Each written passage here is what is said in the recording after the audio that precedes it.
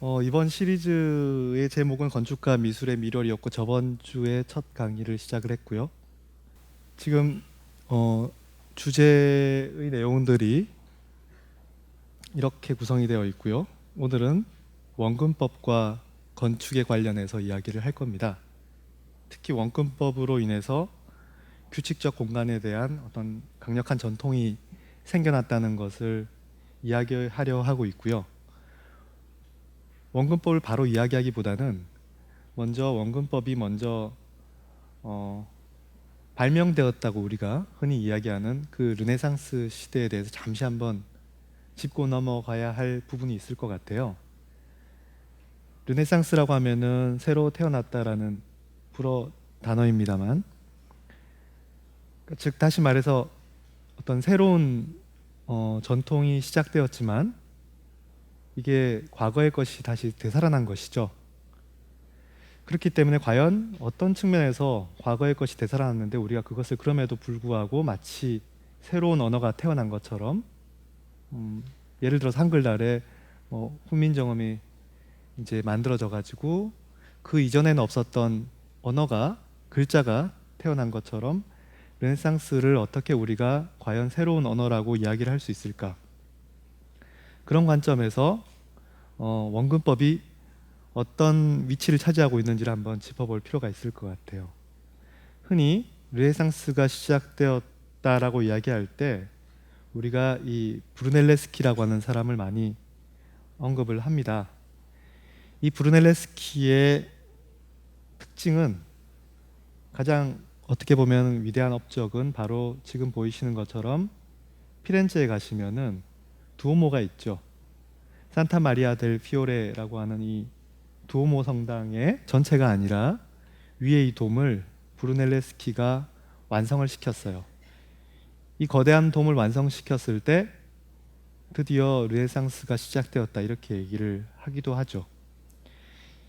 왜 이게 위대한 업적인가 라고 만약에 질문을 던지신다면 상황은 이렇습니다. 그러니까 사실 이 두오모는 브루넬레스키의 개인의 작품이 아니에요. 그 전부터 지어지고 있었던 건축이 한참 전부터 시작이 되었고, 그러면서 어느 순간 가장 어려운 부분이 이제 난관에 맞닥뜨리게 되었죠. 지금 보이시는 것처럼 이 높이가 여기까지가 거의 한 50m가 넘는 그 높이 위에 40여 미터가 넘는 거대한 지름에 이제 돔을 덮어야 되는 것은 아무도 해결할 수 없는 그런 어려운 난관이었어요. 물론 우리가 로마 시대, 고대 로마 시대 판테온이라고 하는 건물들을 아실지 모르겠습니다만 그 돔이 이루었던 그 거대한 스케일의 건축은 그 이후로는 계속 실현되지 못했거든요. 게다가 그 콘크리트 재료를 통해서 지어진 판테온이기 때문에 판테온은 콘크리트입니다. 그러니까 철근 콘크리트가 아니라 콘크리트를 안에 쏟아부어서 만든 그런 재료였고, 그렇기 때문에 그 기술이 실전된 중세 시대를 거쳐서 그런 이제 15세기의 상황 속에서 과거의 그 고대인들의 엄청난 기술로 이렇게 했던 사이즈에 필적할 만한 이제 건축이 누구도 해결책을 제시하지 못한 상태로 지금 던져진 것이죠. 그때 브루넬레스키가 등장을 한 겁니다. 브루넬레스키는 이 돔을 먼저 지을 때 이중돔을 제안을 합니다. 이중돔을 제안하기에 앞서서 또 여러 가지 문제가 있을 수 있는데요. 지금 보이시는 것처럼 그 전에 밑에 있는 기단이 원형이 아니고요. 돔은 원래 반원형의 아치를 360도로 회전을 하면은 돔이 만들어지겠죠. 근데 지금 여기는 팔각형의 밑에 벽 부분 위에 지어져야 하는 것이죠. 근데 각 팔각형의 중심들을 다 이어 보니까 이게 어긋나 있는 거예요. 짓다 보니 정확하게 지어지지 않았고, 그렇기 때문에 그 위에다가 함부로 돔을 쌓았다가는 무너질 수밖에 없겠죠. 브루넬레스키는 그래서 아예 그 벽 중간을 비워져 있는 이중돔을 제안을 하게 됩니다. 그러면서 이 돔 자체의 하중도 이제 경감하게 되고, 그러면서 두 개의 얇은 막에 의해서 결합되어 있는 구조적으로 굉장히 안정적인 그런 구조를 만들게 되죠. 그 사이 공간은 이 피렌체를 가보신 분들은 이미 다 경험을 하셨을 거예요. 여기에 있는 이 내부로 들어와서 그 두 개의 돔 사이로 올라가서 맨 위에 있는 공간으로 올라가서 돔 위에서 이제 피렌체의 풍경을 보게 될 겁니다. 이 돔은 정확하게 이야기하면은 반구형의 돔은 아닙니다. 우리가 반구형의 돔은 또는 아치, 반원형의 아치, 정확한 기하계에서 그려진 그 아치는 로마 시대의 양식이라고 우리가 흔히 얘기를 하는데요. 중세 시대로 들어오면서 이제 아치가 좀 뾰족한 모양으로 만들어지게 되겠죠. 사실 구조적으로는 그게 훨씬 더 뛰어난 기술적인 어떤 업적이 될 건데요. 왜냐하면은 이 뾰족한 아치는 더 높아질 수가 있기 때문에요. 여기 브루넬레스키의 이 돔은 그럼에도 불구하고 약간의 중세 시대의 돔과 같이 지금 보시면은 이 부분을 4등분해서 한쪽에서 지름을 삼아서 긋고 또 반대쪽에서 지름을 쌓아서 그은 뾰족한 돔의 형태죠. 그렇기 때문에 구조적으로 조금 더 안정적일 수가 있게 되었습니다. 물론 이것 때문에 또 공격하는 사람들도 있어요. 왜냐하면은 중세 시대 즉 고딕이라고 하는 양식은 사실은 야만인들의 양식이라는 그 표현이잖아요. 그러니까 그리스 로마의 그 뛰어났던 굉장히 숭고했던 아름다운 단순한 기하학의 형태의 건축을 다시 살리고자 하는 것이 르네상스였기 때문에 그런 점에서는 이 돔의 형태는 정확하게 어떻게 보면은 르네상스의 기하학은 아니라고 할 수도 있겠죠. 또 한편 다른 문제는 이 돔이 지어지려고 하면은 일반적으로는 홍해, 즉 거푸집 같은 것이 필요해요. 그러니까 우리가 콘크리트를 타설을 할 때 보통 거푸집 설치하고 비계 등등을 설치해서 그 위에 타설을 하고 그 다음에 이것이 이제 완전히 굳어졌을 때 그 부분들을 다 걷어내게 되겠죠. 아치도 마찬가지입니다. 아치도 목재로 먼저 구조물들을 만들고 그 위에다가 돌을 쌓아 나가서 맨 마지막에 한순간 돌을 얹을 때 그때 이제 우리가 이 홍해를 걷어낼 수 있는 거예요. 이 홍해를 걷어내는 것은 굉장히 위험한 순간입니다. 어느 순간 만약에 불안하게 지었다고 하면 뜯어낼 때 와르르 무너지겠죠. 돔은 아치의 360도이기 때문에 마찬가지로 반구형의 홍해를 지어야 하는 거예요. 목재로. 그것도 53m 높이에 달하는 그 위에다가 43m 폭의 그 구조물 위에다가 홍해를 만드는 것은 거의 불가능한 일이었고, 그리고 또 한편으로는 너무나 비싼 어떤 과정이 되겠죠. 그때 이 브루넬레스키는 홍해가 필요 없이 그냥 돔이 공중에서 허공에서 지어질 수 있는 방법을 제안합니다. 그 당시의 인물들한테는 사람들한테는 이것은 말도 안 되는 방법이었죠. 브루넬레스키는 스피나백스라고 하는 생선가시라고 하는 구축 방식을 써요. 이 방식은 보통 바닥에 돌을 깔 때, 벽돌을 깔 때 서로 90도 방향으로 엇갈리게 깔게 되면서 약간 가시 모양의 사선 모양의 문양이 생기겠죠. 근데 그 모양을 수평으로 벽돌을 놓고 그 위에 다시 수직으로 놓고 다시 수평으로 수직으로 해서 사선 방향으로 입체적으로 쌓게 되는 거죠. 그러면서 여러 지점에서 소용돌이 모양으로 쌓을 때 그때 홍해가 없이 이 돔이 완성될 수 있다고 이제 제안을 하는 거예요. 이 방식은 나중에도 이제 굉장히 건축학적으로도 연구의 대상이 되는 어떤 주제이고요. 오늘날까지도 굉장히 사실은 미스테리에 가까울 정도로 어려운 시공법이었어요. 지금 보이시는 것처럼 중앙에 줄을 치는 것은 중점에다가 중앙점에다가 줄을 이렇게 늘려가지고 같은 줄의 길이를 돌릴 때 같은 폭의 원이 만들어지겠죠. 그러면서 지금 벽돌들을 여기 보이시는 것처럼 수평과 수직을 겹쳐서 사선 방향으로 쌓는 거예요. 그래서 돔은 이제 각 포인트에서 동시다발적으로 이렇게 올라가겠죠. 지금 보이시는 이런 장면들처럼 석공들이 당시에 벽돌을 써서 만들었을 것이고요. 실제로 이런 것을 복원해서 그려져 있는 그림들을 보면 정말 기적과 같은 모습이었을 겁니다. 알베르티조차도 이 브루넬레스키가 만든 홍해 없이 만든 이 돔을 보고서 굉장히 찬탄을 보내죠. 고대인들조차도 놀랐을 것이다. 여기서 말하는 고대인들은 고대 판테온을 만들었던 고대 로마인들을 말하는 것일 거고요. 사실은 오늘날 우리가 이렇게 돔을 만든다 하더라도 마찬가지로 기적같이 보일 겁니다. 그렇게 해서 이 돔이 만들어진 거예요. 이 돔의 그 구축 방식은 사실은 내부의 틈 사이로 두 개의 막 사이로 들어갔을 때 우리가 다 볼 수 있어요. 지금 보이시는 것처럼 벽돌들이 직각 체계로 서로 교차하면서 올라가는 것을 볼 수 있죠. 근데 이 벽돌들이나 무거운 석재들을 어떻게 이 높은 곳까지 또 올렸을까요? 이제 굉장히 이 건축가가 하나의 어떤 설계안을 내놓는 것에서 끝나는 것이 아니라 어떻게 구축할 것인가에까지 지금 관여하고 이끌어야 되는 상황이에요.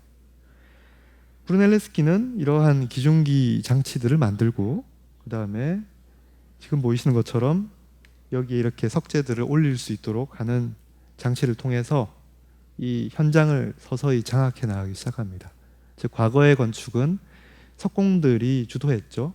원래 건축가라고 하는 표현이 아키텍트지 않습니까? 근데 아키텍톤이라고 하는 그리스어에서 왔습니다만 아키 하면은 최고의, 텍톤은 원래 석공 같은 기술인들을 표현하는 것이거든요. 그러니까 기술인들, 즉 석공들이 중세시대에서는 어떻게 보면 건축가 역할을 했다고 한다면 어느 순간 브루넬레스키가 이 현장에서 기존의 석공들을 모두 다 제압하고 그리고 기존의 건축가들을 모두 불가능하다는 것을 이루어 나가면서 이 브루넬레스키가 이루은 업적은 굉장히 근대적인 건축의 표상을 만든 거예요.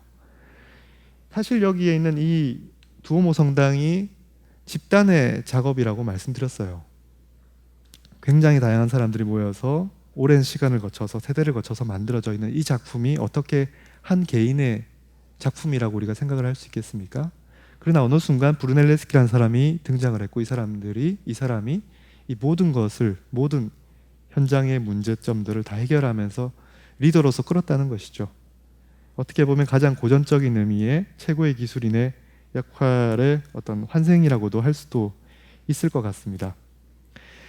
그렇기 때문에 과거의 시대에 비해서 완전히 새로운 기술이 등장한 르네상스가 과거와 분명히 다르다라고 우리가 느낄 수 있는 것이죠. 그러나 또 한편으로는 과거의 형태, 바로 눈앞에 있는 과거가 아니라 한참 옛 세대의 과거의 전통을 끄지고 와서 바로 눈앞에, 그러니까 즉 예를 들면 할아버지의 전통을 끌고 와서 아버지의 전통을 부수는 것이죠. 어쨌거나 전통은 늘 필요한 것이고 그 전통이 르네상스 시대에 다시 되살아난다. 즉 고전의 전통, 고전성이 회복되는 것을 또 볼 수 있어요. 브루넬레스키의 초기 건축 작품 중에 하나가 바로 이 피렌체에 지어진 고아원인데요. 이 고아원의 형태는 우리가 보았을 때는 굉장히 단순하고 반복적인 것으로만 보입니다만 물론 맞습니다. 그 형태는 당시에 굉장히 획기적이었어요. 우리가 흔히 중세시대의 도시나 건축 구조물들을 보면 다 약간 규칙적이지 않고 각자의 어떤 욕망에 의해서 지어진 건물들로 도시가 형성되고 그렇다 보니까 좀 삐뚤삐뚤한 그런 모습들에 익숙해 있었다가 브루넬레스키가 만들어낸 이 단순한 기둥, 이 기둥은 지금 코린트 양식의 기둥입니다. 그리스 시대의 양식 3개 중에 코린트 기둥을 쓰고 그 다음에 코린트 기둥과 코린트 기둥 사이에는 로마 양식인 완벽한 반원형의 아치를 쓰고요. 그 다음에 그 안쪽, 그러니까 지금 보시는 게 회랑이죠. 회랑 파사드인데 그 안쪽은 완전한 반구형의 돔을 만들었어요. 이 반구형은 사실은 아까 브루넬레스키가 두오모에서 직접 썼던 그 생선가시 구축 방식이 이미 여기에서 지금 실현이 됐던 겁니다. 어떻게 지었을까요? 그러니까 홍해 없이 역지 지었고요. 각 지금 기둥 포인트 부분에 강 중심점을 이어서 거기에서 막대기 같은 것을 가지고서 이렇게 돌려가면서 그 다음에 소용돌이 모양으로 쌓아 나가면 됐겠죠. 평면을 보시면 위에 있는 평면을 보시면 지금 이 부분이에요. 이 부분들이 동그란 반정확한 구형의 원형의 돔 구조를 가지고 있고 밑에는 지금 인면이 보여지고 있습니다. 그 내부의 모습이에요. 지금 보시면 약간 이 철제가 있는데 이 철제가 마치 복원하는 과정에서 또는 보존하기 위해서 붙여놓은 것처럼 보이시지만 당시에 이미 저렇게 철제 모양으로 붙어 있었고요. 저 이유는 이제 아치 구조가 만약에 옆으로 무너지게 되면 그때 서로 긴밀해서 힘들이 전달되던 그 간격들이 벌어질 때 와르르 밑으로 무너지겠죠. 그렇기 때문에 항상 당겨줘야 하는 인장력이 필요한 것이죠. 그 위의 공간은 다시 우리가 층으로 써야 되기 때문에 뭔가 평평한 어떤 바닥이 깔아져야 될 거예요. 그러나 그 안속에는 보시면 지금처럼 이렇게 정확한 구형의 돔들이 반복되어 있고요. 그 다음에 그 사이사이가 지금 보이신 것처럼 마루가 깔려져서 숨겨지겠죠. 저 사이는 비어 있는 겁니다. 그러니까 그 비어져 있는 사이에 사실은 이 장식이 들어있는 거예요. 이 원형의 장식은 사실은 그러니까 장식이라고 하는 건 결국은 어떻게 보면은 굉장히 약한 거잖아요. 구조물과는 다르게 저기가 구조라고 하는 것이 자체가 가벼워야지 하중도 훨씬 더 경량해지겠죠. 구조적으로 더 안정해질 겁니다. 그렇기 때문에 여기에 이 위에 있는 부분은 구조 역할을 하지 않는 부분들을 이렇게 뚫는 거죠. 뚫고 대신 그 속은 지금 아까 마루 밑에 공간이기 때문에 마치 병 뚜껑을 마개를 막아 놓은 것처럼 장식으로 막아 놓은 거예요. 여기에 어린아이들이 있는 이유는 여기가 고아원이기 때문이겠죠. 제가 새로운 기술, 그 다음에 고전성의 회복, 그 다음에 제가 한 가지 더 말씀드릴 게 이제 오늘의 사실 주제인 원근법입니다. 제가 그렇게 분류한 것이 아니고요. 사실은 타풀이라고 하는 건축 이론가가 했던 표현에서 제가 끄집어 온 것입니다. 타풀이에 따르면 오래된 피렌체의 전통 속에서 왜냐하면 르네상스의 예술 때부터 피렌체의 예술이 시작된 게 아니거든요. 그 전부터 이미 예술은 있었어요. 그때 간헐적인 시도들에 대해서 과연 어떻게 새로운 언어임을 지금 르네상스가 어떻게 새로운 언어임을 문제 제기할 수 있는가? 그러니까 브루넬레스키를 예를 들어서 그는 급진적인 혁명, 즉 어느 순간 그 이전과 그 이후 비포 애프터가 완전히 달라져 버린 어떤 변곡점에 브루넬레스키가 있다는 것이겠죠. 그의 건축이 있고 그의 건축에서 발견되는 세 가지 요소는 다음과 같다. 첫 번째, 고전성의 회복. 아까 우리가 보았던 고아원에서 보았던 그리스 로마 시대의 형태들이 고전성들이 그대로 되살려져 있는 것을 보았죠. 두 번째, 기술적 발명. 아까 돔에서 보았던 그런 것들이죠. 또 기중기 같은 구축의 기술들도 개발을 했어요. 세 번째가 이제 원근법입니다. 즉 공간 표현 수단으로서의 원근법이다. 이들은 이후 서양 예술에서 4세기 동안 지배하게 된다. 원근법의 합리성은 공간을 지성적으로 새롭게 구축하는 것을 정의한다. 이게 무슨 말일까요? 조금 우리가 뒤를 보면서 이해를 하도록 하죠. 이제 실제 세계는 오브제들 간의 관계를 드러내게 할 수 있는, 다시 말해 인공적인 관계들을 결정짓는, 말이 어렵죠? 근데 여기서 지금 중요하게 봐야 될 건 관계입니다. 관계 하면은 우리가 뭐가 떠오르죠? 저번 주에 봤던 구성이죠. 그러니까 여기서 지금 중요한 것은 뭔가 어떤 오브제와 오브제들 간의 관계를 어떻게 규정할 것인가. 원근법은 바로 거기에 대한 규칙을, 코드를 제공했다는 것이죠. 그 관계는 공간을 만들겠죠. 원근법을 발명한 이도 바로 브루넬레스키입니다. 물론 이제 다른 또 설들도 있습니다만 많은 사람들에 의해서 브루넬레스키가 처음으로 원근법을 체계적으로 이론을 만들었고 그 다음에 그 원근법을 직접 그려서 그림을 보여줘서 공개 시연을 했다라고 이야기를 해요. 어떻게 공개 시연을 했을까요? 지금 이와 같은 방법으로 시연을 했다고 알려져 있는데요. 먼저 자기의 그림, 여기에 지금 이 바로 그림이죠. 이게 지금 성요한 세례당이라고 하는 피렌체에서 가장 오래된 건물 중에 하나인 이 건물을 그렸어요. 주인공인 것처럼 투시도법으로. 그리고 나서 그 뒷면에다가 구멍을 뚫어요. 그래서 우리는 그림을 보고 있는 게 아니라 그림 뒷면에서 구멍을 뚫고서 무엇을 보냐면 화가가 정확하게 그림을 그렸던 그 지점에서 관찰자가 구멍을 통해서 실제 그렸던 모델 성묘한 세례당을 보도록 하는 것이죠. 그러면 어떻게 그림과 실제 이미지가 같은지를 비교할 수 있을까요? 그 사이에 이제 거울을 놓는 겁니다. 그래서 이 그림이 반사된 거울의 이미지가 사실은 이 구멍 속을 내가 보았을 때 먼저 보이고 그 뒤로 실제 건물이 보이는 것이죠. 그때 우리가 이 반영이 되어서 반사가 되어서 보여져 있는 이 자기 그림과 브루넬레스키의 그림과 그 다음에 실제 건물이 얼마나 비슷한지를 바로 동시에 한순간에 비교할 수 있게 되는 거죠. 즉 이렇게 보이는 겁니다. 지금 우리는 구멍 속을 통해서 바라보고 있고 그 뒤에는 세례당 건물이 있는데 그 사이에 거울이 있는 것이죠.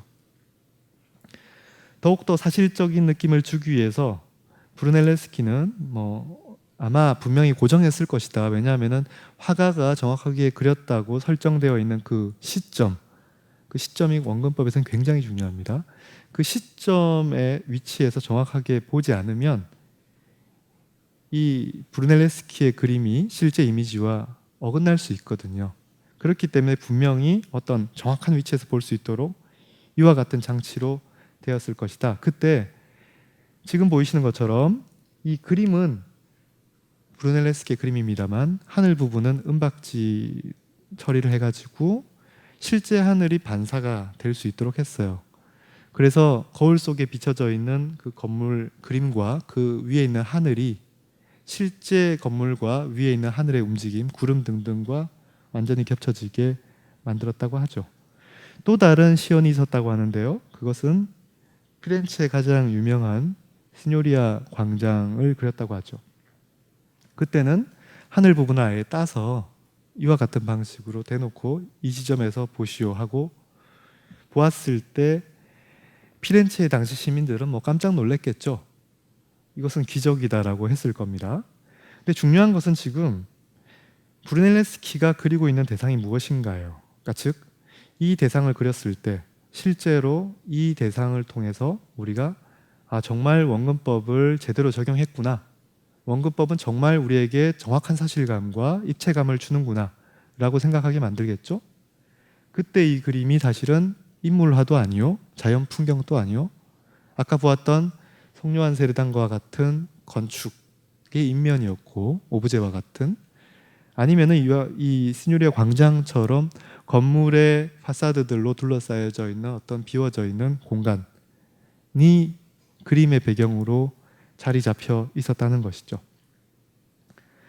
브루넬레스키는 자기의 원근법 이론을 아낌없이 당시의 젊은 화가들한테 알려줬다고 이야기를 합니다. 그러나 그 어떠한 이론으로 이 그림이 그려졌는지에 대해서는 전해지지 않아요. 다만 우리는 알베르티, 저번에 구성에 대해서 우리가 알베르티의 이론들을 보았습니다만 이 델라피투라 회화론이라고 하는 이 책에서 퍼스펙티브, 원근법 또는 투시도의 이론을 설명을 해요.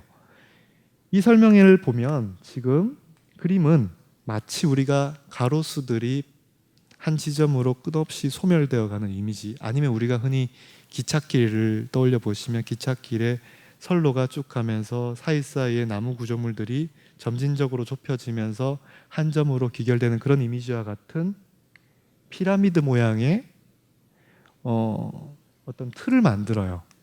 지금 이 피라미드는 이런 사각형 모양의 그 속에 담겨져 있는데, 이 사각형 모양이 바로 그림의 액자 속의 화폭이 될 겁니다. 그리고 이제 화가는, 보는 사람은 저 사각형 뒤쪽에 있겠죠. 그러니까 사각형이 만약에 경계라고 한다면 우리가 바라보는 대상은 지금 사각형의 너머에 있는 것이고, 보는 사람은, 그리는 사람은 지금 사각형 안쪽에 있게 되겠죠. 마치 우리가 창문을 떠올리면 되겠죠. 이것이 만약에 창문일 때 이 열린 창문이 바로 알베르티다라면 그림이라고 이야기를 하는 것이죠. 그때 이 그림은 결국은 여기서 이러한 피라미드 모양의 삼각형 모양의 틀, 그리고 거기에 그려질 각종 바닥 문양 모양의, 마치 타일과 같은 그 바닥 문양 모양의 형태들이 마치 그리드 체계처럼 놀이터에 우리가 보시면 정글짐 같은 놀이기구가 있죠. 그 놀이기구를 보면은 마치 이런 모습처럼 보이겠죠. 저것이 바로 그림에서 결과적으로 보여지든 보여지지 않든 그림의 가장 기본이 되는 틀이 될 겁니다. 저 틀 위에 이제 수직적인 오브제들이 정확한 위치에 놓여지겠죠. 만약에 이것이 1m, 1m라고 한다면은 이 열린 창문으로부터 1m, 1m 포인트에 어떤 물체가 있다라고 하면 그대로 앉히면 되잖아요. 어떻게 보면 가장 중요한 것은 화가의 눈입니다. 화가의 눈이 있고 그 눈의 위치에서부터 정확한 대상, 중심점으로 시선 방향을 설정할 때 저 피라미드가 성립이 돼요. 그리고 나서 그 피라미드를 바탕으로 원근법의 그림이 만들어지겠죠. 듀러의 또 다른 원근법 장치의 상황을 보아도 듀러가 어떤 그림을 그리기 위한 모델을 열린 창문과 같은 유리판 너머에 놓고서 그 유리판에다가는 지금 그리드 체계를 만들죠. 저 바둑판 모양의 그리드 체계를 통해서 우리는 지금 저 대상의 각 선들, 지점들을 찍어서 다시 책상 위에 있는 저 바둑판 모양의 또 평면, 종이 위에다가 옮겨 놓을 겁니다. 그러니까 화가는 지금 먼저 대상을 살펴보고 사실은 관찰하고 분석하는 거예요. 무엇을 가지고 어떤 도구를 가지고서요. 그 도구는 바로 이런 체계죠. 어떤 틀이죠. 그리고 나서 그 이해된 세상을 다시 옮겨요. 옮겨서 그리죠. 재현하는 것이죠. 실제 세상은 아니잖아요. 그러다가 예를 들어서 만약에 이런 것도 가능해요. 뭐 모델이 너무 뚱뚱하다. 조금 더 이상적으로 내가 이 지점을 조금 옮겨서 마치 포토샵으로 조정하는 것처럼 이상화할 수도 있는 거잖아요. 옮기는 과정에서 불필요한 부분들은 빼버릴 수도 있죠. 만약에 필요하다면 약간 삐뚤어져 있는 부분들을 나는 똑바로 세울 수도 있을 거예요. 그러니까 여기에 있는 실제 세상과 여기에 옮겨질 이제 재현된 세상은 똑같지 않아요, 사실은. 새로운 세상이 더 이상화되어서 창조되었겠죠. 그때 가장 중요한 것은 화가의 눈이죠. 이 화가가 정확한 지점에서 볼 수 있도록 이 작은 오벨리스크와 같은 이 장치를 통해서 그 뾰족한 점 위에서 항상 눈을 보고서 시작을 하겠죠. 세상은 객관적인 틀, 체계를 통해서 재현이 됩니다만 한편으로는 화가의 그 전지적 작가 시점에 화가의 철저히 종속돼요. 어떻게 보면 굉장히 주관적이라고 할 수도 있겠죠. 그러면 원근법 이전의 그림은 사실감이 부족했을 것이고 입체감이 없었을 것이다 라고 우리는 생각을 하겠죠. 과연 그럴까요? 르네상스 브루넬레스키의 그 이전 세대인 피렌체의 지오토를 예를 들어 봅시다. 지오토의 프레스코아인 에도, 예수가 이제 죽었고 그 주변의 사람들이 슬퍼하는 그런 장면이죠. 이 그림이 과연 사실적이지 않습니까? 이 그림이 과연 입체감이 그렇게 떨어지나요? 제 눈에는 이 지오토의 인물들은 굉장히 생동감이 넘쳐요. 굉장히 조각 같아요. 만약에 제가 이 그림에다가 원근법을 써서 그린다 하더라도 이 그림이 정말 원근법을 썼을까? 확인을 할 수 있는 그런 방법이 잘 없을 것 같아요. 왜 그러냐면 그 그림의 대상이 인간의 몸이기 때문이에요. 인간의 몸은 직선이 아니죠. 직각체계가 아니죠. 곡선으로 이루어져 있어요. 그렇다면 그 뒤에 배경은요? 자연이죠. 그 자연도 야생 상태의 어떤 굉장히 척박한 그런 불규칙한 기하학의 거의 기하학을 읽을 수 없는 그런 형태의 모습이에요. 이런 형태들은 우리가 원근법을 쓴다 하더라도 그렇게 원근법의 효과가 드러나지 않는 그림입니다. 물론 지금 아직까지 이 그림은 굉장히 평면적이에요. 앞에는 지금 등장인물들이 배치되어 있고 뒤에는 배경이 배치되어 있는 굉장히 평면적인 깊이감이 없는 그런 그림이죠. 그러다가 지오토의 다른 그림을 볼게요. 이 그림은 너무나 어색합니다. 그 이유는 무엇일까요? 뒤에 바로 배경이 더 이상 자연이 아니기 때문이죠. 배경이 바로 건축이고 도시이기 때문이죠. 물론 입체감이 있습니다. 화가는 그럼에도 불구하고 각각의 입체감을 위해서 종탑이라든지 우리가 어느 정도 소실점들을 찾아낼 수 있어요. 그러나 이 소실점들이 일치하지 않을 겁니다. 하나의 체계가 없는 거예요. 마치 지오토가 각각의 인물들을 그리고 그 다음에 오려서 붙인 것처럼 각 그림의 요소들도 그 자체의 입체감, 사실감을 감으로 그린 다음 이 그림 속에 그냥 모여져 있는 것이죠. 질서가 없는 거예요.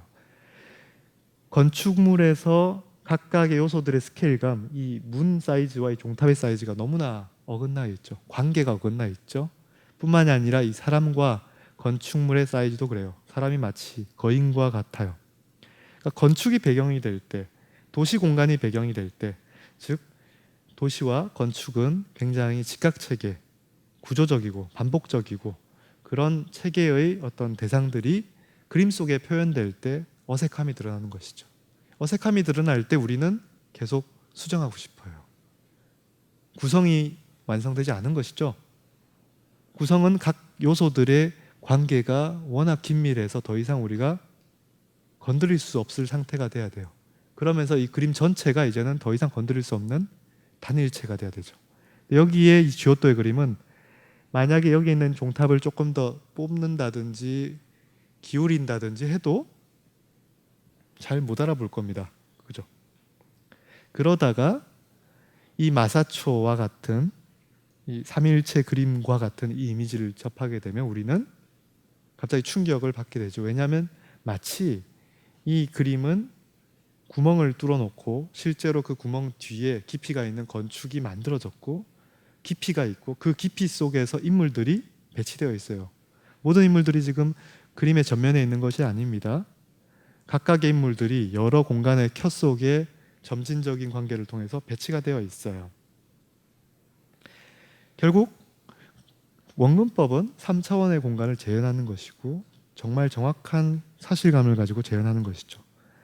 아까 그 마사초의 그림을 우리가 다른 각도로 만약에 볼게요.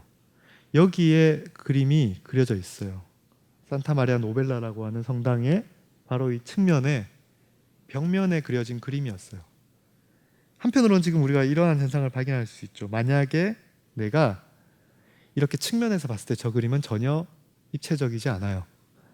아까 우리가 정확하게 입체적인 느낌이 들려면은 마치 브루넬레스키가 시연을 위해서 정확한 구멍에다 눈을 갖다 대라고 한 것처럼 마사초가 설정한, 아니 마사초가 원근법을 그릴 때 설정했던 그 화가의 시점, 그 위치에서 그림을 보아야지 왜곡이 되지 않아요.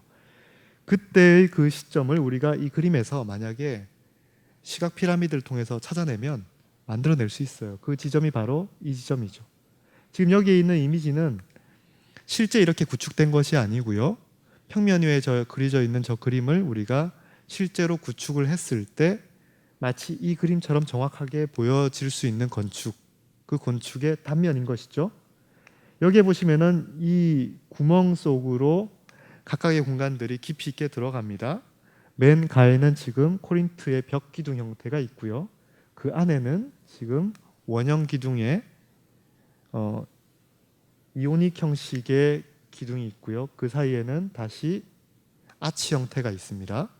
그 뒤에는 실린더 모양의 궁룡이 있고요. 각각의 공간들에 인물들이 배치가 되어 있습니다. 그리고 여기 있는 앞에 부분은 심지어는 벽면으로부터 튀어나온 부분도 있어요. 지금 그러니까 얼마든지 우리가 열린 창문이라고 했을 때 그 뒤의 세상만 표현할 수 있는 게 아니라 앞으로 튀어나온 것도 우리가 얼마든지 원근법을 통해서 만들어낼 수 있다는 것이죠.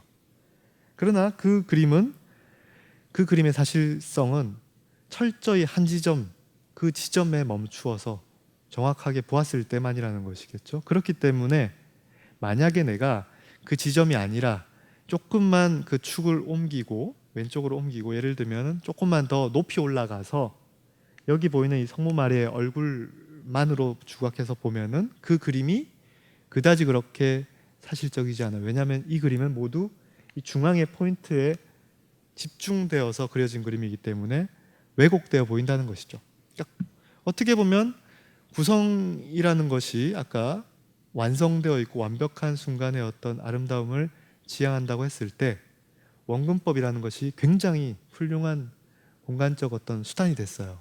그러나 그 수단은 한 지점에서 정확한 그 지점에서 경험할 때만 완벽한 것이죠. 어느 순간 그 지점을 벗어나면 그 완성된 순간이 와르르 붕괴하게 될 겁니다. 더 이상 구성이 지향하는 아름다움이 아닐 수도 있겠죠. 그러니까 그것을 만약에 피하려면 브루넬레스키는 정확한 지점에 그 관객들이 시민들이 보아야 한다고 했던 것처럼 그런 장치들이 필요하다는 것이겠죠. 만약에 저런 공간이 저런 그림이 실제 공간으로 만들어진다면 그 공간은 마찬가지로 정확한 어떤 한 뷰 포인트에서 바라보도록 계획된 공간이라는 것이죠.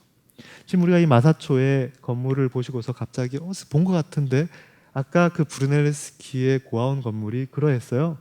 여기 보시면 지금 맨 끝에 이 사각 코린트 기둥이 있고요. 물론 이오닉은 아닙니다만 코린트 기둥에 원형 기둥이 붙어 있고 그 사이에 돔으로 되어 있는 이 형태가 마사초가 브루넬레스키의 실제 지어진 건축을 보고 지금 옮겨서 그린 거예요. 그러니까 마치 건축 잡지에서 최신 건물이 어떤 것인지 소개하는 것처럼 당시의 화가들이 최근에 지어진 건축물, 자기가 생각했을 때 자기의 그림에 가장 부합되는 그런 건축물의 이미지들을 지금 그대로 옮겨서 그리고 있는 거예요. 여기 지금 아까 보여줬던 장식물들이 여기에 그대로 있는 거 보이시죠? 물론 여기에는 장식이 바뀌었을 뿐이죠. 그때 이 공간이 어떤 공간인가요? 지금 신이 있는 공간이잖아요. 그러니까 굉장히 거룩한, 굉장히 이상화되어야 할 공간. 그 공간에 맞춘 어떤 건축의 모델이 브루넬레스키의 고아원이었고, 다시 말해서 한편으로는 어느 순간 이 공간은 굉장히 규칙적인 체계를 갖고 있었기 때문에 투시도적 효과가 굉장히 잘 드러나는 공간이기도 했어요. 즉 원근법을 통해서 보여줄 때 굉장히 그럴싸하다는 거죠. 원근법을 훨씬 더 빛낼 수 있는 공간의 어떤 형태예요. 다시 말해서 알베르티 아까 그 원근법의 피라미드와 같이 정확한 축이 있고 양쪽으로 규칙적이고 뭔가 반복적인 체계가 점점점 소실되어 가는 그런 건축. 직각 체계에 아까 바닥 타일들이 있었죠. 피라미드에. 그러한 체계들이 3차원적으로 적용되어 있는 그런 건축. 그런 건축이 가장 원근법의 효과를 강렬하게 보여줄 수 있는 그런 대상이 될 겁니다. 또다시 그림뿐만이 아니고요. 조각에서도 마찬가지로 비슷한 유형들을 발견하게 될 거예요. 브루넬레스키의 건축은 도나텔로의 부조에서도 적용이 되어 있고요. 그 부조의 디테일을 보시면은 마찬가지 비슷한 유형의 어휘들을 발견할 수 있어요. 그러니까 회화든 조각이든 건축이든 뭔가 어떤 비슷한 유형의 공간을 지금 지향하고 있고 그 지향하고 있는 공간은 굉장히 원근법에 적합한 그런 질서 있는 공간이더라는 거죠. 우리가 만약에 안젤리코의 이제 투시도가 원근법으로 적용이 되어 있는 어떤 그림을 만약에 보게 되면요.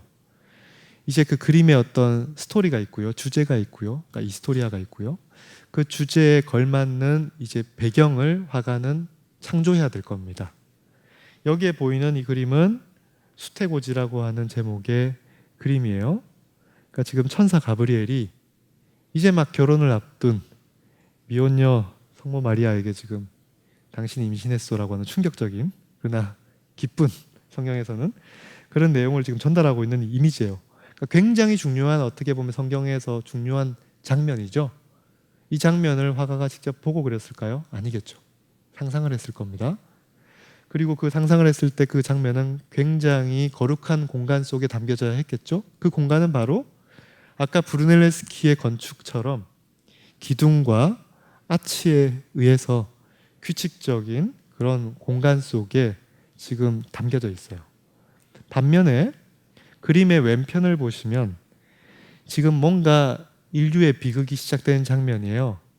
즉 천지 창조가 되었고 그 다음에 최초의 인류인 아담과 하와가 그럼에도 불구하고 죄를 저질러서 원죄를 지어서 에덴 동산에서 쫓겨나는 장면이죠. 슬픈 장면입니다. 그 에덴 동산에 쫓겨나서 이 아담과 하와가 이제 척박한 세상, 하나님의 어떤 이상적인 질서 이런 게 아닌 척박한 세상으로 발을 내딛는 뭐 그런 지금 어떤 성경의 내용을 담고 있는 그림이죠. 그때 그 배경은 어떤가요? 어떠한 질서도 없어 보이는, 아까 우리가 지오토의 에도의 그림에서 본 것과 같은 그런 척박한 자연 풍경이 그려져 있고, 저 그림의 풍경은 사실은 투시도가 지금 원근법이 적용이 되었지만 전혀 표가 나지 않아요. 또 다른 사례인 피에로 델라 프란체스카의 채찍질 당하는 예수라고 하는 그림을 보면요, 이 그림에서 지금 어떤 배경을 만약에 보게 되면 이분법적으로 지금 분리되어 있는 것을 볼 수 있어요. 중앙에 기둥이 있고요. 그 기둥의 왼쪽 편에는 지금 저 멀리에 이제 예수가 채찍질 당하고 있는 거죠. 이제 곧 십자가형을 받기 이전의 모습이고요. 제일 구석에 앉아 있는 사람은 빌라도일 것이고요. 로마 병사들이 지금 막 채찍질을 하고 있어요. 전혀 고고학이 발달되지 않은 시대이기 때문에 복장이 전혀 사실적이지 않지만요. 그 배경은 지금 어떻게 보면 굉장히 비극적인 장면은 규칙적이고 반복적인 구조 체계에 의해서 굉장히 강조되어 있는, 기둥뿐만이 아니고요, 위에 보이시는 보들의 어떤 사각 문양이라든지 아니면 바닥에서 지금 알베르티의 피라미드를 그대로 설정해 놓은 그런 이미지의 공간들이 만들어져 있어요. 여기 있는 이 공간은 그럼에도 불구하고 과연 제수가 묶여서 채찍질 당할 그럴 것 같지 않은 굉장히 고상한 기둥 위에 묶여져 있고요. 그 위에는 지금 이상한 초현실적인 상황이 발생하고 있어요. 즉 전혀 빛이 있어야 되지 않을 포인트에 지금 빛이 밝혀져 있죠. 그러니까 뭔가 지금 화가는 이 장면을 굉장히 이상적으로 표현하기 위해서 건축 공간을 꾸며놓고 있어요. 반면에 지금 이 왼편에는 앞에 우리가 정확하게 누군지 알 수 없는 세 명의 인물들이 전면에 있고요.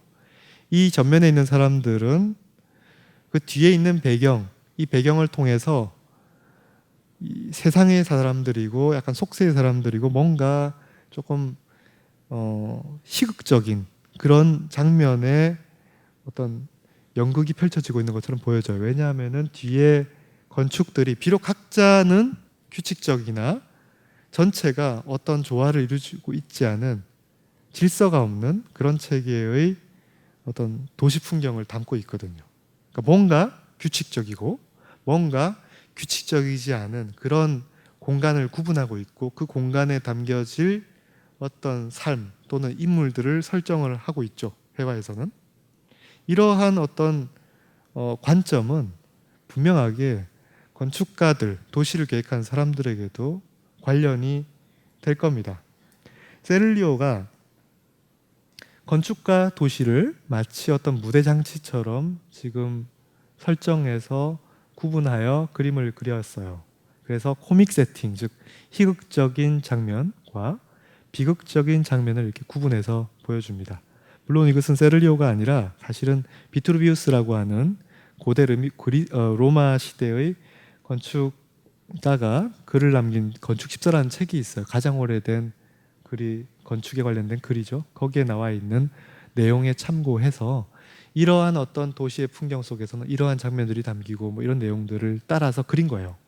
여러분들 지금 당장 벌써 어디가 뭔가 희극적이고 어디가 비극적인 장면인지를 좀 찾아보실 수 있으실 거예요. 조금 더 확대해서 보면 지금 아까 프란체스카의 그림에서 오른쪽 편에 있었던 뭔가 세속적인 장면이 바로 희극적인 장면의 모습이죠.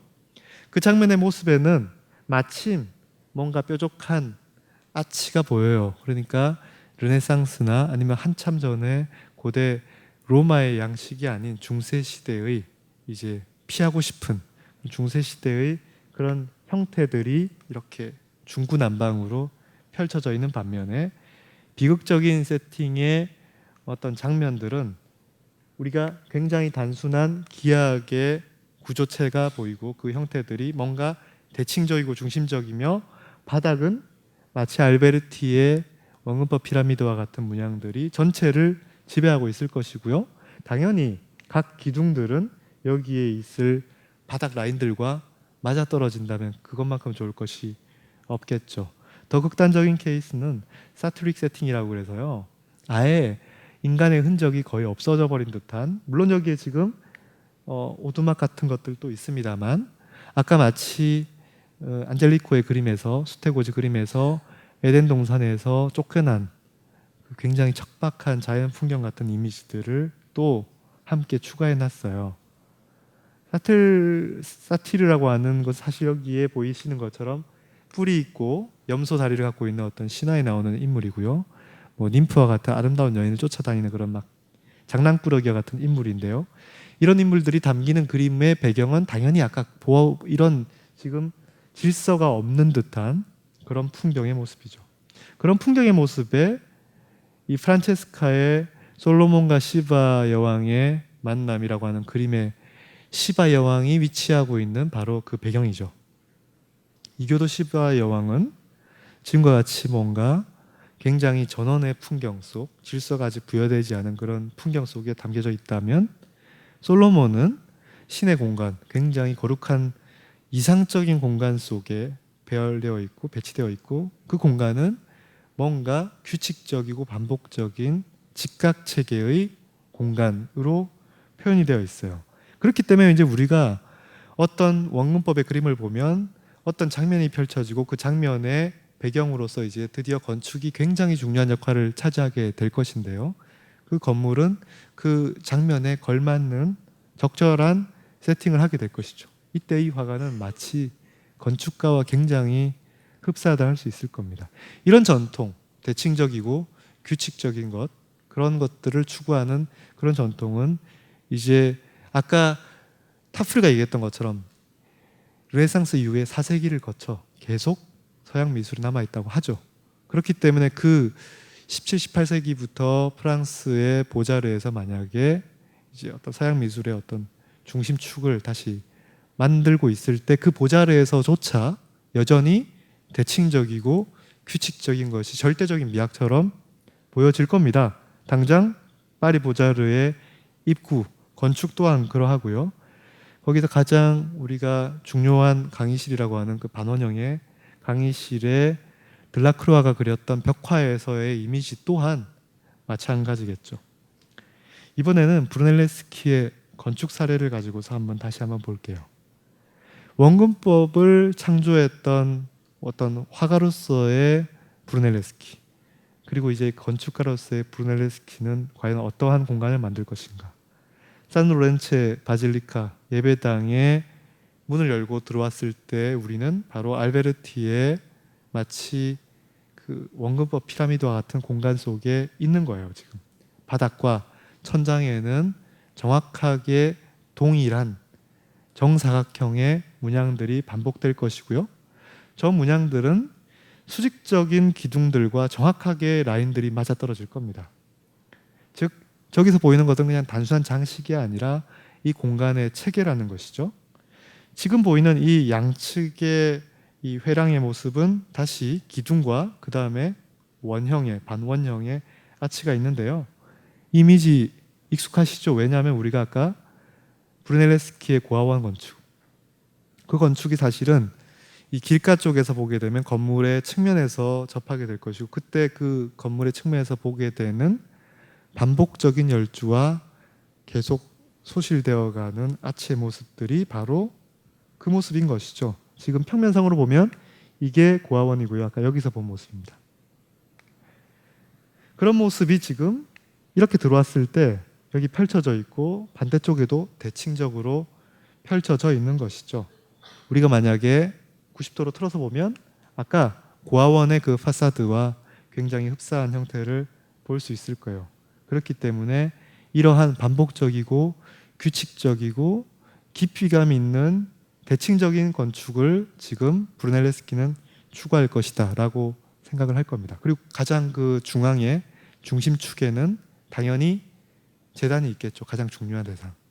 그리고 나는 문을 열 때 당연히 그 중심축에 놓여져 있어야겠죠. 그렇기 때문에 문은 절대적으로 건물의 파사드의 중심축에 놓여져 있어야 될 겁니다. 만약 문을 왼쪽으로 놓으면 우리는 어떤 순간 그 투시도적 공간이 설정되었던 그 시점에서 벗어나는 게 될 겁니다.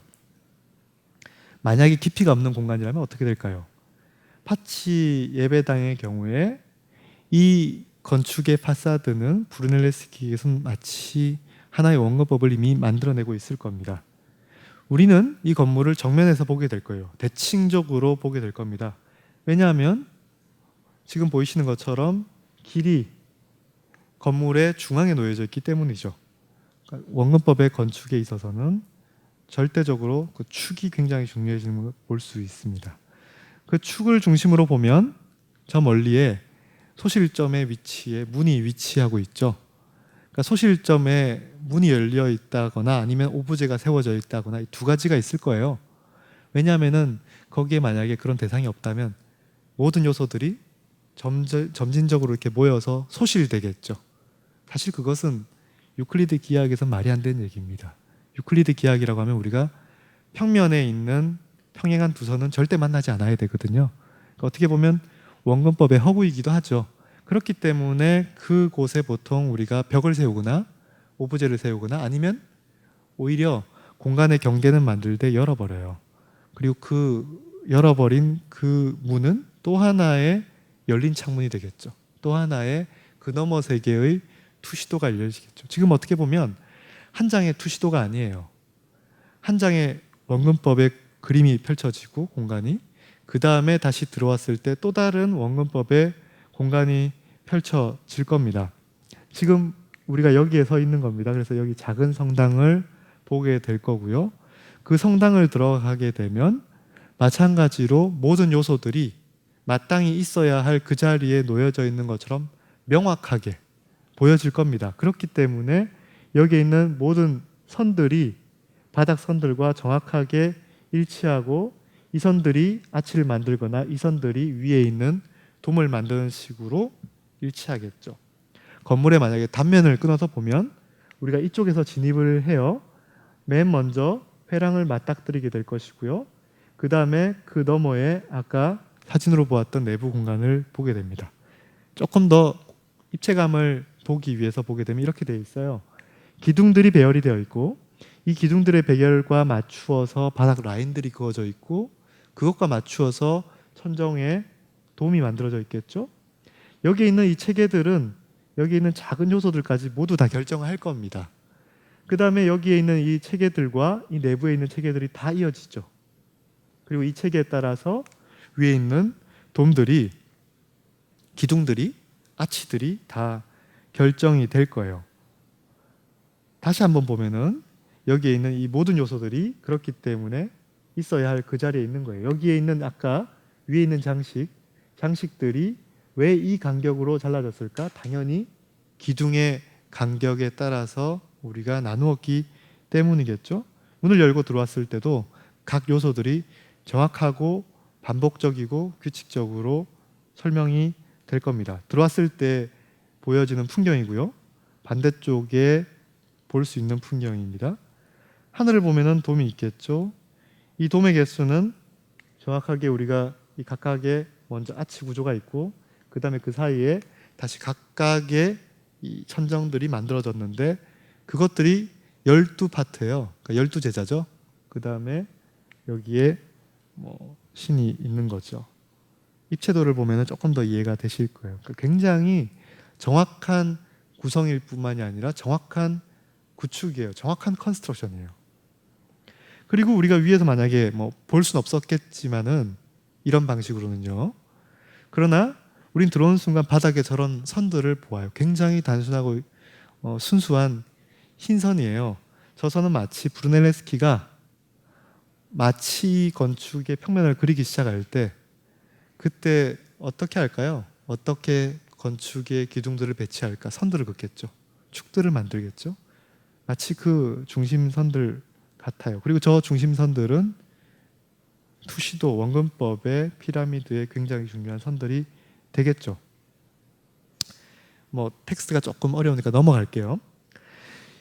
결국은 저러한 어떤 원근법이라고 하는 기술은 세상을 평가하는 어떤 방법 도구가 되기도 하고요. 이 관찰한 세상을 다시 그림을 통해서 옮겨서 더 이상화해서 구축하게 될 겁니다. 그러면 한편 건축가들은 이 원근법하고 정말 무관할까요? 원근법은 사실은 어떻게 보면 화가들을 위한 기법 같아 보입니다만, 화가들이 건축과 같은 구조물들을 건축의 회화 속에서 표현하기 시작하면서 발생된 거잖아요. 어떻게 보면 건축의 공간의 문제가 회화 속에 들어오면서 어떤 원근법이 필요하다고 이제 갈망하게 되는 겁니다. 어떻게 보면 건축적인 고민이에요. 건축가들도 마찬가지로 이제 이 투시도가 만들어졌을 때 굉장히 수혜를 보게 될 겁니다. 왜냐하면은 이 건축가들도 드디어 저번에 우리가 구성을 이야기할 때 그 구성의 결국 건축은 3차원적인 구성이어야 되는데, 그 구성을 보여줄 수 있는 방법은 평면, 단면, 인면, 이 세 가지가 종합적으로 이루어져야 되거든요. 근데 이것들은 각각은 다 2차원적이에요. 이거를 보고서 3차원적으로 이해하려면 꽤 전문적인 어떤 공간 지각 능력이 필요합니다. 그렇지 않고서 어떻게 우리가 내 계획안을 소통시킬 수 있을까? 드디어 우리는 원근법이라는 수단을 갖게 된 것이죠. 모형을 만들지 않고도 우리는 내가 설계한 건축의 내부 풍경은 이러하다라고 실제로 시뮬레이션을 할 수 있는 거예요. 가상의 현실을 체험시킬 수가 있게 된 것이죠. 원근법은 그렇기 때문에 건축가들한테 굉장히 중요한 도구가 되기도 하고요. 또 어떻게 보면 그렇기 때문에 설계 과정에 실제로 원근법을 통해서 체크를 하겠죠. 검증을 할 겁니다. 그러다 보면 이것은 그냥 단순하게 내가 완성해 놓고 이 원근법으로 내가 건물을 보여줘야지 하는 게 아니라 설계 과정에서 원근법에 의해서 검증되기도 하고, 가장 원근법이 근사하게 드러나는 방식으로 설계가 될 겁니다. 피에로 델라 프란체스카의 이상도시와 같은 이런 그림들과 같은 어떤 굉장히 이상적인 도시를 이제 꿈꾸겠죠. 그때 그 도시는 질서가 있고요, 체계가 있을 겁니다. 마찬가지로 바닥 그리드가 있고, 이 그리드들은 모든 건축의 구조물들과 긴밀하게 이어질 겁니다. 그 중앙에는, 소실점 위치에는 굉장히 중요한 독립적인 건축 오브제가 놓여질 수도 있고요. 한편으로는 또 이와 같이 뭔가 열려져 있는 문으로 또 처리가 될 수도 있겠죠. 지금 보시면은 이게 그렇다고 해서 규칙적인 체계를 도입했기 때문에 굉장히 모조리 다 동일한 건축만으로 반복한 것은 아니라는 걸 볼 수 있어요. 뭔가 질서를 만들어 놓은 다음에 그 질서 속에서 각각의 다양한 다채로움이 숨겨 드러날 수 있도록 지금 하고 있어요. 마치 우리가 악보를 설정을 해놓았다면, 원근법의 악보를 설정해 놓았다면 거기에 음표들을 정확하게 찍되 뭔가 다양한 음률들을 만들어내야 하는 것처럼요. 그때 이러한 어떤 이상적인 원근법의 그림들, 이미지들, 이런 공간의 추구가 건축가들한테 영향을 줄 것이고, 한편으로는 지금 조금 전에 보았던 그런 이상도시의 이미지는 우리가 어떤 액자 속에 담겨져 있는 그림이라고 한다면, 그 액자는 아까 열린 창문이라고 했어요. 그러니까 어떻게 보면 우리는 지금 뭔가 다른 세상을 지금 보고 있을 때, 여기에 있는 이 다른 버전의 이상도시의 그림이 흥미로운 것은 우리가 로지아라고 하는 기둥 등등으로 열려져 있는 이제 실내 공간이 아닌 실외 공간에, 그러니까 건축적인 어떤 장치, 창문도 사실은 건축적인 장치죠. 그런 장치를 통해서 그 너머의 세상을 보여주려고 하고 있어요. 그러니까 건축이 원근법의 어떤 질서를 수용할 뿐만이 아니라 원근법적인 공간을 보여줄 수 있도록 마치 브루넬레스키의 그 구멍과 같은 그런 기능을 할 수도 있겠죠. 이상도시는 실제로 이제 이 르네상스의 시대에 이제 시도가 될 겁니다. 피콜로미니라고 하는 사람이 교황이 되어서 피우스 2세가 되었을 때 자기가 태어났던 고향 코르시냐노라고 하는 곳을 완전히 뒤바꾸어요. 중세 도시와 같은 형태의 도시를 뭔가 교황이 태어난 것 같은 걸맞는 이상적인 도시로 바꿔야겠죠. 바꾸고 나서 이름을 비엔자라고 바꿉니다. 그러니까 토스카나를 가시면 이제 여러분들은 비엔자를 한번 가보시겠죠? 여기에 이 도시는 전체를 다 뒤엎을 수는 없어요.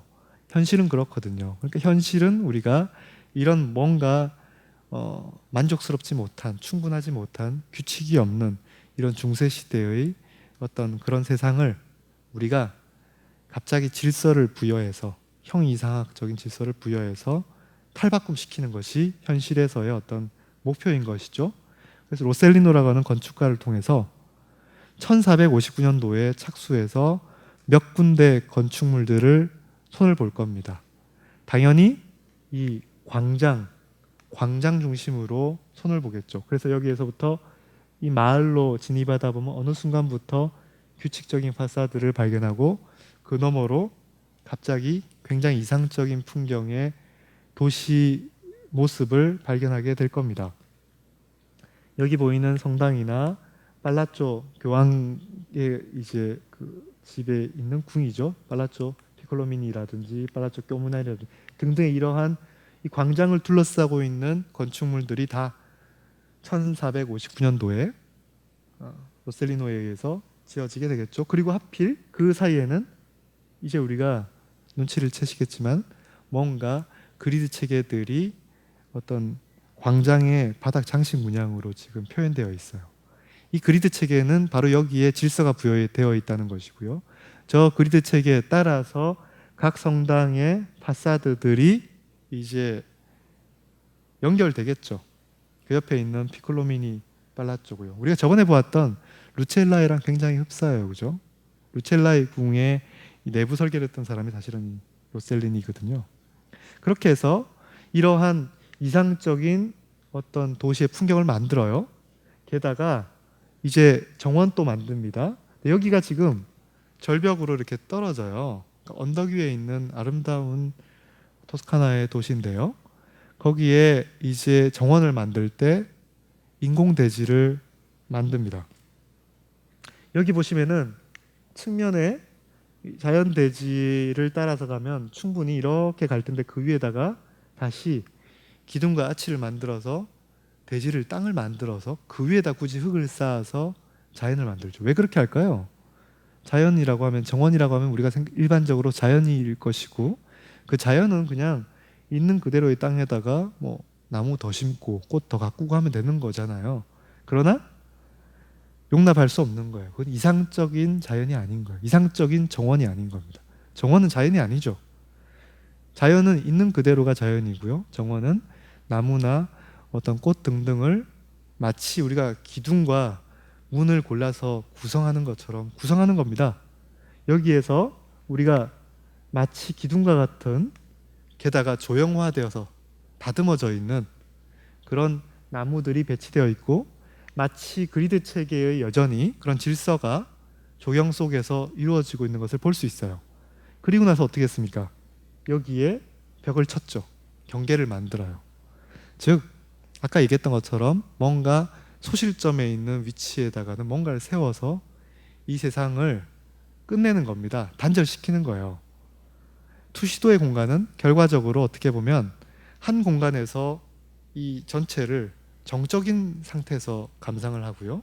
그 다음에 그 공간은 완결돼 있어야 돼요. 닫혀져 있는 겁니다. 그러니까 그 다음은 그 다음의 세상이 또 펼쳐지겠죠. 그 다음에 투시도가 펼쳐지겠죠.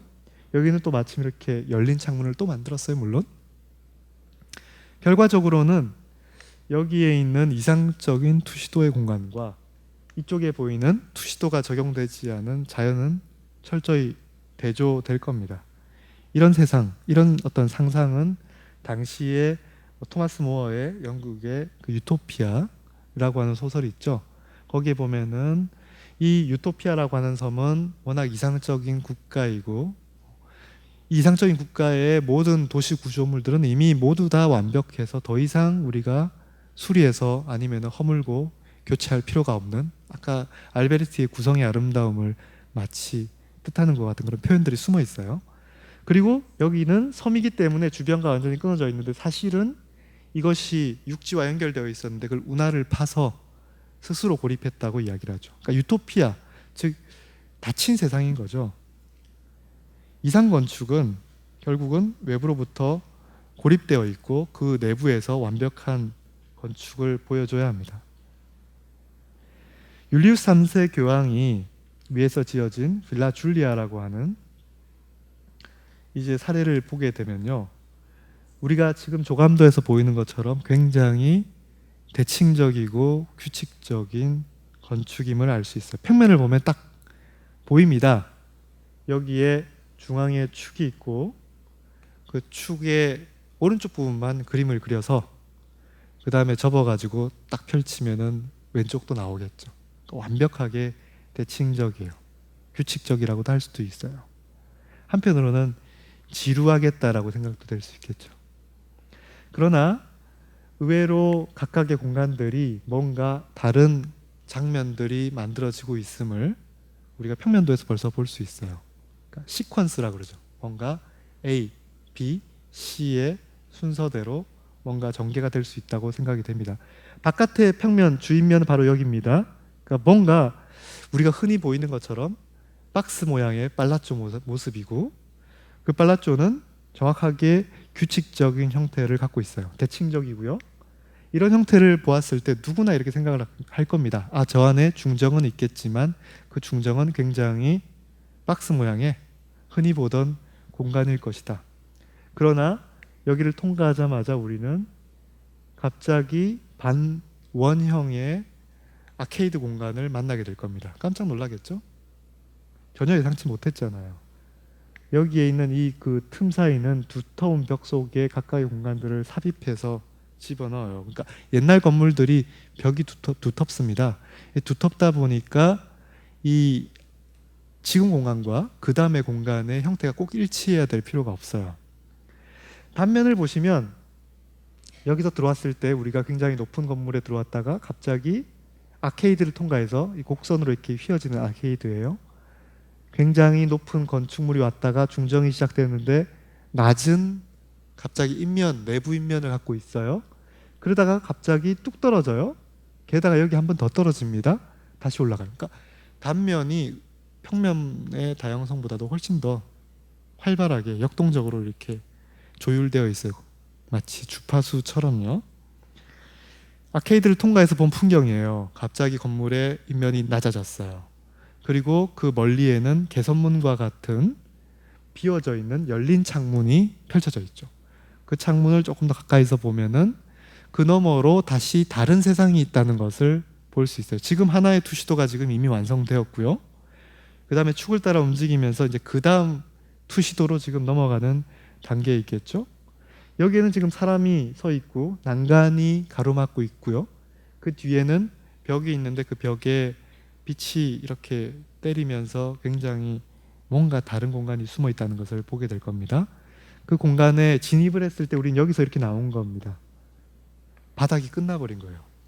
그리고 나서 측면으로 곡면의 벽이 다시 또 이렇게 시작되고요. 계단이 곡면으로 따라 내려갑니다. 갑자기 바닥이 꺼지고요. 지하 중정이 시작되고요. 게다가 그 사이에는 지금 다시 우물과 같은 썬큰 중정이 다시 시작이 돼요. 단면을 조금 더 보시면요. 지금 우리가 여기에 딱 멈춰 있는 겁니다. 여기에 난간이 있고요. 계단 형태, 곡선 형태의 계단이 있고요.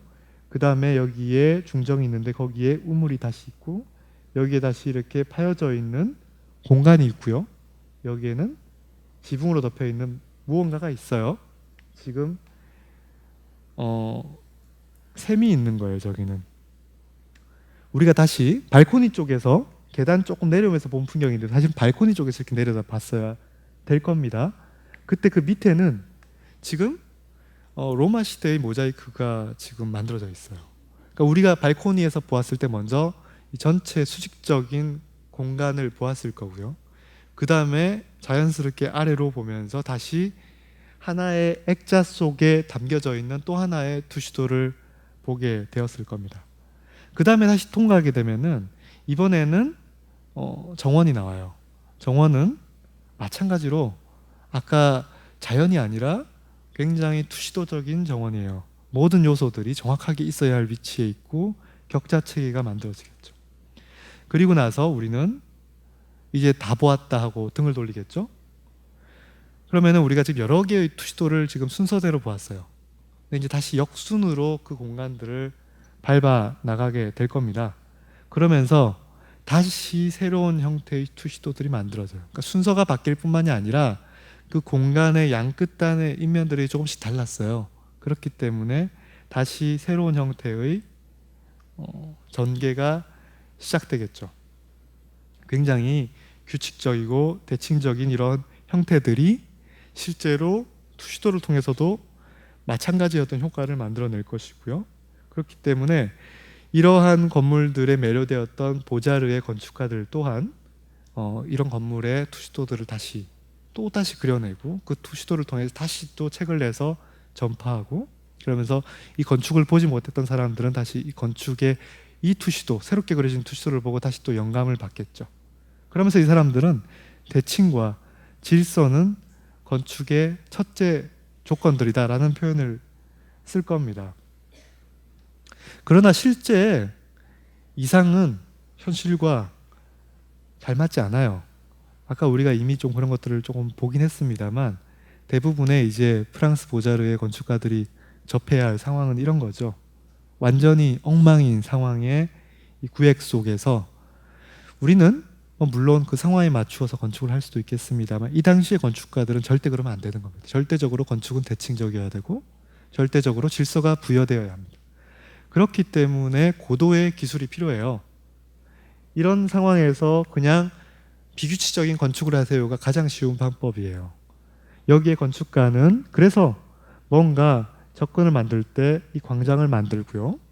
그 입구에서 굳이 중앙에다가 창문을 만들고요. 그 다음에 그럼에도 불구하고 우리는 여기에 폭이 좁기 때문에 중앙으로 흘러가야겠죠. 우리는 지금 여기서 이쪽 축을 비껴 탔어요. 비껴 타고 나면 그 다음부터는 다시 우리는 완벽하게 대칭적이고 질서가 잡혀있는 공간으로 지금 보여져요. 양쪽에 문 똑같이 있고요. 그 다음 다시 들어서면 또다시 규칙적인 공간으로 들어갑니다. 그 다음에 들어가게 되면 중정이 나옵니다. 우리는 중앙이 아니었어요. 다시 중앙으로 옮겨 타서 봐야겠죠. 가다가 보니까 이쪽으로 가야 돼요. 이쪽을 위해서 이쪽도 똑같은 처리가 되어 있죠. 그 다음에 옮기고 나면 여기선 다시 공간을 일로 틀어야 돼요. 결국은 방향이 지금 이렇게 필지가 꺾이니까요. 그러다 보면 여기에 이 역할은 결국 관절에 가장 적합한 형태, 원형이나 팔각형 이런 형태를 놓고 다시 진입을 했을 때 아까 빌라 줄리아에서 본 것처럼 가장 이상적인 공간으로서의 정원으로 끝나야 되는 거죠. 비록 벽들은 불규칙적이라 하더라도 그 안에 담겨져야 할 공간들은 철저히 규칙적이어야지 된다는 겁니다. 가장 극단적인 어떻게 보면 사례는 이 루브르 궁의 사례입니다. 이 루브르 궁과 튜일르리 궁을 어느 순간 연결해야 될 상황이 되었을 때, 즉 루브르 궁은 사실은 여기만 루브르 궁이에요. 그 다음에 이쪽은 튜일르리 궁이거든요. 이쪽이 튜일르리 정원이 펼쳐지고요. 우리가 지금 흔히 보는 그 피라미드, 유리 피라미드는 여기 있어요. 옛날의 모습은 이랬어요. 루브르 궁이 있고 그 다음에 튜일르리 궁이 있다가 점차적으로 연결이 되고, 그럼에도 불구하고 이 중세 도시 파리의 이 구조물들은 치고 나와 있죠. 마치 암세포처럼 굉장히 이상적인 대칭적인 공간을 꿈꾸는 건축가들에는 이것은 지금 종양이에요. 이걸 어떻게 제거하고 어떻게 여기에 이 공간에 대칭적이고 이상적인 규칙적이고 질서가 잡혀있는 그런 세상을 다시 창조해낼 것인가가 문제이겠죠.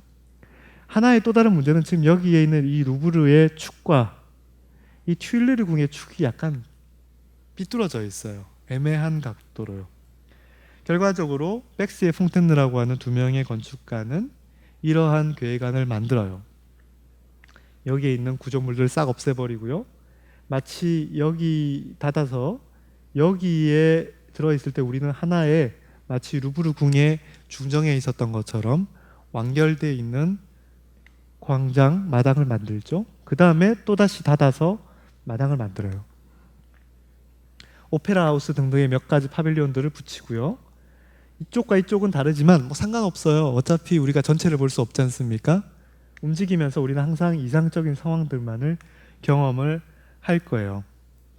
그러나 아까 제가 말씀드렸듯이 여기에 지금 축이 그려져 있어요. 실제 이 축은 그려지진 않겠죠. 도면을 위해서 그려진 축이에요.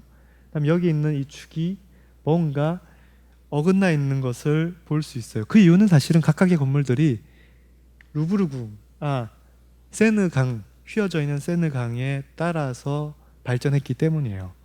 어떻게 해결했을까요? 그렇기 때문에 지금 여기에 건축가는 뭔가 여기에 이 폭을 만들어요. 두께를 만들어요. 건축가는 표현을 합니다. 이 평면을 채택하면서 모든 비규칙성, 모든 부조와 모든 차이점들이 분리된 건물들의 두께 속으로 숨는다. 그러니까 교묘하게 의도한 겁니다.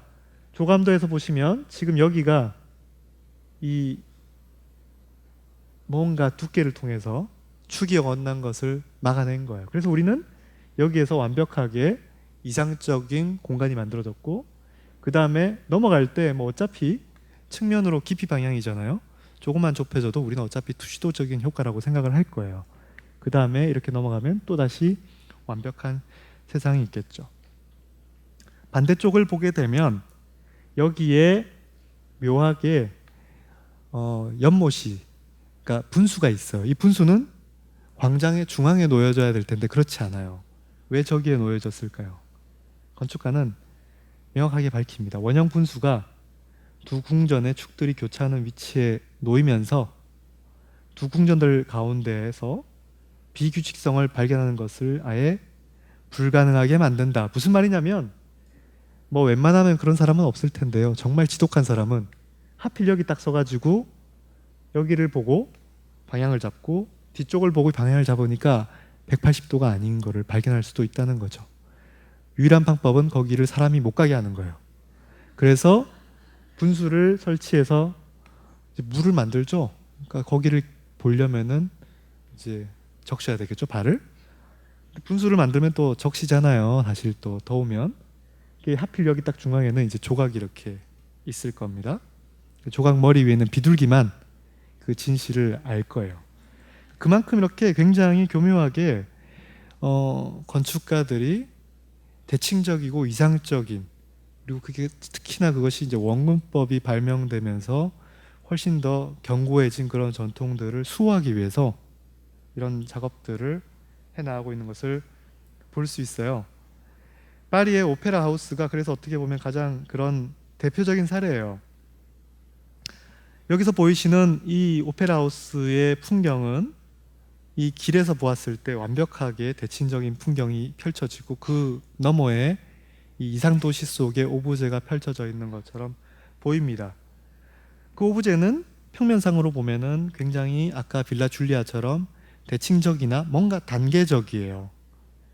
당연히 우리가 들어왔을 때 이 손님 관객들이 머물러야 홀이 있을 것이고 계단이 있을 것이고 그 다음에 객석들이 있을 것이고 그 다음에 무대 장치들이 있을 것이고 뒤에 서포트하는 공간들이 체계별로 기능적으로 철저히 어떻게 보면 펑셔널리즘이라고도 얘기할 수 있어요. 감히 그런 건축으로 만들어져 있고 그러한 단면들이 기능하기 위해서 이러한 차이들을 명확하게 만들었어요.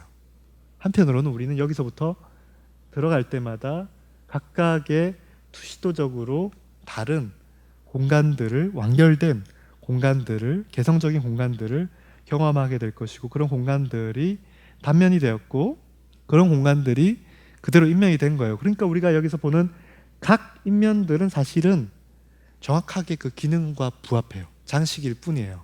그러나 여기서 보이는 이 형태는 사실은 여기 있는 이 객석 위에 연습하는 공간이 있어요. 그 공간의 위치고 이 뒤에 있는 신전 모양은 무대 뒤에 각각의 장면들, 샌들이 이렇게 올라갔다 내려갔다 하기 위해서 높은 그런 공간들이 구분되어 있고 그것들이 이 어느 지점에서 정확하게 다 겹쳐 보이는 거예요. 굉장히 완벽한 구조물이죠. 그러나 실제로 이 건축물은 이러한 이 길이 없었다면 굉장히 불규칙한 상황에 놓여진 건물이 될 거예요. 왜냐하면 이 오페라 거리는 사실 굉장히 복잡해요. 가시면은 그 이유는 이 길이 복잡해서가 아니라 이 길이 복잡해서인데요. 사실은 원래 이 길들이 지금 체계가 있었고요. 세느 강변을 따라서 거기에다가 이 오스만인 그 파리 당시에 이 오페라 하우스를 나폴레옹 3세가 짓기로 하고 그 다음에 그 길가지의 이상적인 풍경을 위해 뭐 이것은 이제 미학적인 관점이고요. 물론 이제 테러 등등을 피할 수도 있고요. 그래서 루브르 궁에서부터 고속도로를 뚫은 거예요. 그렇게 해서 긁어내면서 갑자기 모든 질서가 파괴된 거죠, 사실은. 그래서 우리가 이렇게 돌고 이렇게 돌면 아 이렇게 나오겠지 생각을 했는데 전혀 다른 곳으로 나오게 된 결과가 만들어져요. 여기 지금 보이는 이 도시 구조가 사실은 세느 강변, 루브르 등등을 따라서 발전되어 있었는데 이 부분을 다 이렇게 파낸 거죠. 실제로 오페라 하우스는 완성되었지만 아직 이 길은 완성되지 않았어요. 그래서 지금 우리가 보고 있는 이미지는 사실 이러한 중간 단계를 거쳤습니다. 그러니까 이 건물들이 있었고 이 앞에 오페라 하우스에서 바라보았을 때 막혀져 있는 풍경이 있죠. 이상적이지 않죠. 그렇기 때문에 이것들은 이제 걷어내고 파괴되어서 이렇게 이상적인 도시로 이제 탈바꿈된 것이죠. 시간 관계상 제가 근대 건축 부분은 조금 빼고요. 현대 건축에서 한 사례를 보여드리겠습니다. 미니멀리즘의 건축이 일반적으로 이제 90년대 특히 크게 유행하게 될 텐데요. 그 특징 중에 하나가 굉장히 대칭적이고 규칙적이라는 점에 있어요. 그 대표주자로 인식되었던 스페인의 건축가 알베르트 campo 바에자라고 하는 사람은 물론 이분한테 당시 미니멀리스트다라고 얘기를 하면 굉장히 싫어합니다. 자기는 본질주의자다라고 얘기를 하겠죠. 비평가들이 붙인 이름이고요. 어쨌거나 이 campo 바에자의 2006년, 2009년도에 지어졌던 이 프로젝트의 제목은 카테드랄, 즉 대성당 사이에라는 제목으로 붙여져 있는 작품이에요. 양쪽에 지금 성당이 두 개가 놓여져 있는데 뭔가 불규칙한 각자의 어떻게 보면 원칙들은 있습니다. 각자의 규칙성은 있어요. 그러나 그 전체가 하나의 규칙 속으로 통합되지 않았죠. 그렇기 때문에 뭔가 역동적이고 뭔가 피처레스크한 그런 풍경들을 만들고 있어요. 그 사이에 이제 campo 바에자가 개입을 했을 때 이 두 개의 체계 속에 개입을 하게 된 거예요. 어떻게 해결을 했을까라고 한다면 결국 campo 바에자는 여기에다가 마치 아까 그 비엔자처럼 로셀리노가 그 비엔자에다가 그리드 체계를 도입을 해서 새로운 어떤 질서 체계를 만들어낸 것처럼 어떤 그리드 체계를 삽입을 합니다. 이 그리드 체계는 물론 구조 체계죠. 그러니까 여기는 다 각각의 뭐 기둥들이 들어가야 할 체계들입니다. 그 체계들은 결과적으로는 어떻게 보면 형태로 드러나겠죠. 여기 지금 아까 보여줬던 그 체계는 이 밑에 있는 체계들이고요. 그 위에는 하나의 플랫폼을 만들고요. 그 위에는 마치 아크로폴리스의 파르테논 신전과 같은 신전의 형태가 놓여져 있죠. 뭐 개선문 같기도 하고요. 이 형태의 건축의 밑에 지상 부분을 들어가 보면 마치 투시도의 공간 같아요. 알베르티의 원근법의 피라미드와 같은 공간이죠. 또는 프란체스카의 그림 속에 등장했던 장면들 같기도 합니다. 즉 기둥들이 있고 그 기둥들 위는 다 보들로 연결되어 있고 사이 보들도 규칙적이고 그 다음에 심지어 이 기둥들은 타일들과도 이어져야 되겠죠. 만약에 이 타일들 중앙에 오지 않고 여기서 뭔가 삐뚤게 놓여지면 건축가는 슬퍼할 겁니다. 그러니까 모든 요소들이 체계 속에 다 통합되어 있고 질서가 잡혀져 있는 것이죠. 그리고 나서 위로 올라가게 되면 그 위에서는 또 밑에 있는 체계가 투영되어 있는 바닥 위로 아까 보았던 그 신전과 같은 덮개, 천상의 덮개라 그러죠. 기둥들이 있고 그 다음에 보가 있고 그 위에 덮개가 놓여져 있고 그 속에서 이제 외부를 세상을 바라보는 겁니다. 이상적인 세상에서 뭔가 세속적인 세상, 물론 굉장히 아름다운 풍경이죠. 이 카디츠. 그래서 이렇게 보여지는 이 풍경의 모습은 굉장히 건축가한테 중요한 장면이었을 거예요. 그러니까 제가 지금 보여드린 이 이미지들은 다 알베르토 campo 바에자의 홈페이지에 있는 이미지들을 갖고 와서 제가 보여드리는 겁니다. 건축가가 마치 투시도로 자기 건축을 보여주는 것처럼 건축가가 선택한 사진이죠. 이 사진은 어떻게 보면 건축가가 처음에 어떤 대상을 통해서 표현하고 싶었던 공간의 이미지와 같을 겁니다. 건축은 뭔가 기둥 체계들 등으로 통해서 로지아와 같은 또는 열린 창문과 같은 뭐 그 자체로도 어떤 완벽한 세상입니다만 그 너머의 세상을 또 바라보는 틀을 만들어요. 어떻게 보면 아까 우리가 처음에 보았던 마르티니의 이상도시에서 그 뒤에 펼쳐져 있는 풍경을 바라보기에 앞서서 뭔가 이 건축의 체계를 통해서 세상을 바라보는 거죠. 근데 즉 다시 말해서 여기 눈앞에 보이는 이 체계가 이 뒤의 세상을 지금 지배하고 있다 또는 지배해야 된다라고 하는 그런 메시지를 던지고 있는 것이죠. 이렇게 강의를 마치려고 하는데요. 혹시 질문 사항 있으신가요? 오늘 한 4분 정도 남았습니다.